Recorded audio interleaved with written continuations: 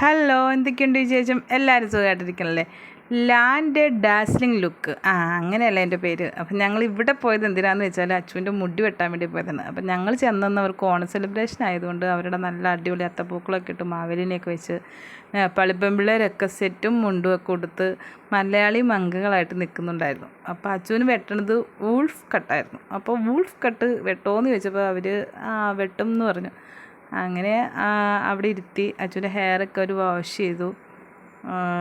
അതിൻ്റെ ഇടയ്ക്ക് അത്യാവശ്യം കുറേ പെൺപിള്ളേരുണ്ട്, എല്ലാം നേപ്പാളീസ് തന്നെ കേട്ടോ. അവർ നല്ല അടിപൊളിയായിട്ട്, എനിക്ക് അവരെ വീഡിയോ എടുക്കാൻ പറ്റിയില്ല, കാരണം അവരെന്ത് വിചാരിക്കും എന്നുള്ളൊരു വിചാരം കൊണ്ട് ഞാൻ എടുത്തില്ല.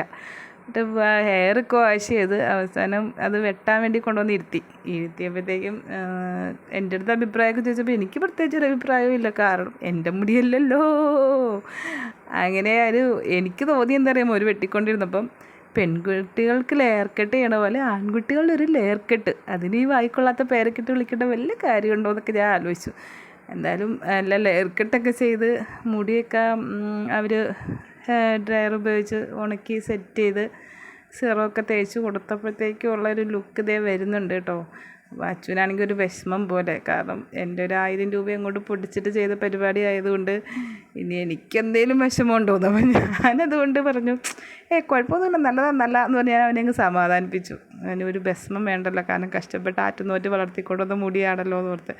പക്ഷേ ഉള്ളത് പറയാമല്ലോ, നല്ല രസമുണ്ടായിരുന്നു കാണാൻ. അവസാനം വെട്ടിയൊക്കെ കഴിഞ്ഞപ്പം കാണാൻ നല്ല ഭംഗിയുണ്ട്. അച്ഛന് ചേർന്നുണ്ടെങ്കിലെന്ന് എനിക്ക് അറിയില്ല. 2 ദിവസം കഴിയുമ്പോഴത്തേക്കും മുടി സെറ്റാകുമ്പോൾ ശരിയാവുമായിരിക്കും. അങ്ങനെയാണല്ലോ അതിൻ്റെ ഒരു ദിത്.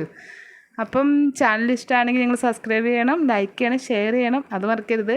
അപ്പോൾ ഇതാണ് അച്ചുവിൻ്റെ ഒരു ഫൈനൽ ലുക്ക്. ഇതേ വരുന്നുണ്ട്. ഇതാണ് മക്കളെ, ഇതാണ് ഫൈനൽ ലുക്ക്.